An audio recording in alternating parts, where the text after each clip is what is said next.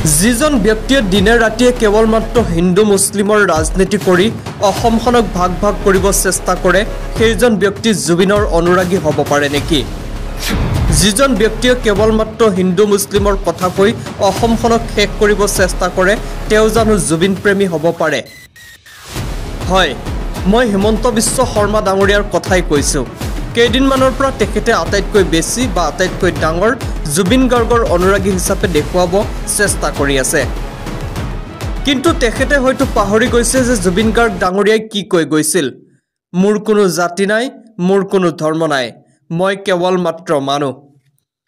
সেইবাবে মুখ্যমন্ত্ৰী ডাঙৰীয়া আপোনাক অনুৰোধ জনাইছোঁ, নিজকে জুবিন প্ৰেমী বুলি কৈ জুবিনদাৰ আত্মাক আৰু কষ্ট নিদিব। কাৰণ জুবিন গাৰ্গৰ অনুৰাগী হ'বৰ কাৰণে পোনপ্ৰথমে আপুনি মানুহ হ'বলৈ শিকিব লাগিব। সকলো ব্যক্তিক আপুনি সমান অধিকাৰ আৰু সমান চকুৰে চাব লাগিব। হিন্দু মুছলমানৰ ৰাজনীতি আপুনি এৰিব লাগিব। কাৰণ আপুনি হিন্দু মুছলমানৰ কথা কৈ এনেধৰণৰ এটা বিষাক্ত পৰিৱেশৰ সৃষ্টি কৰিছে, সেইটো পৰিৱেশৰ বিৰুদ্ধে জুবিনদাই সদায় মাত মাতিছিল। আৰু তেখেতে কেতিয়াও অসমখনক ধৰ্মৰ নামত ভাগ ভাগ হোৱাটো বিচৰা নাছিল। ইমান সময় চাই থকাৰ বাবে আপোনাক ধন্যবাদ। যিজন ব্যক্তিয়ে দিনে ৰাতিয়ে কেৱল মাত্ৰ হিন্দু মুছলিমৰ ৰাজনীতি কৰি পেলাই অসমখনক ভাগ ভাগ কৰিব চেষ্টা কৰে সেইজন ব্যক্তি জানো সঁচা অৰ্থত জুবিন গাৰ্গ অনুৰাগী হ'ব পাৰে? যিজন ব্যক্তিয়ে কেমেৰাৰ সন্মুখত কেৱল মাত্ৰ হিন্দু মুছলিমৰ কথা কৈ পেলাই অসমখনক ভাগ ভাগ কৰিবলৈ চেষ্টা কৰে তেওঁ জানো জুবিন গাৰ্গ ফেন হ'ব পাৰে? হয়, মই হিমন্ত বিশ্ব শৰ্মা ডাঙৰীয়াৰ কথা কৈ আছো। কাৰণ কেইদিনমানৰ পৰা তেখেতে নিজকে আটাইতকৈ বেছি বা আটাইতকৈ ডাঙৰ জুবিন গাৰ্গ ফেন হিচাপে ষ্টাব্লিছ কৰিবলৈ চেষ্টা কৰি আছে।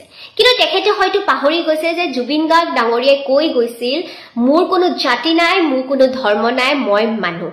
সেইবাবে হিমন্ত বিশ্ব শৰ্মা ডাঙৰীয়া আপোনাক অনুৰোধ জনাইছো, নিজকে জুবিন গাৰ্গ অনুৰাগী বুলি কৈ পেলাই জুবিনদাৰ আত্মাটোক আৰু কষ্ট নিদিব। কাৰণ জুবিন গাৰ্গৰ অনুৰাগী হ'ব কাৰণে পোনপ্ৰথমতে আপুনি মানুহ হ'বলৈ শিকিব লাগিব।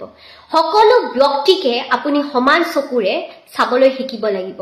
হিন্দু মুছলিমৰ ৰাজনীতি কৰিবলৈ এৰিব লাগিব। কাৰণ আপুনি হিন্দু মুছলিমৰ কথা কৈ কৈ এনেধৰণৰ এটা অসমৰ বিষাক্ত পৰিৱেশ সৃষ্টি কৰি দিছে, যিটো পৰিৱেশৰ বিৰোধিতা জুবিন গাৰ্গ ডাঙৰীয়া সদায় কৰিছিল। আৰু তেখেতে কেতিয়াও অসমখনক ধৰ্মৰ নামত ভাগ ভাগ হোৱাটো বিচৰা নাছিল।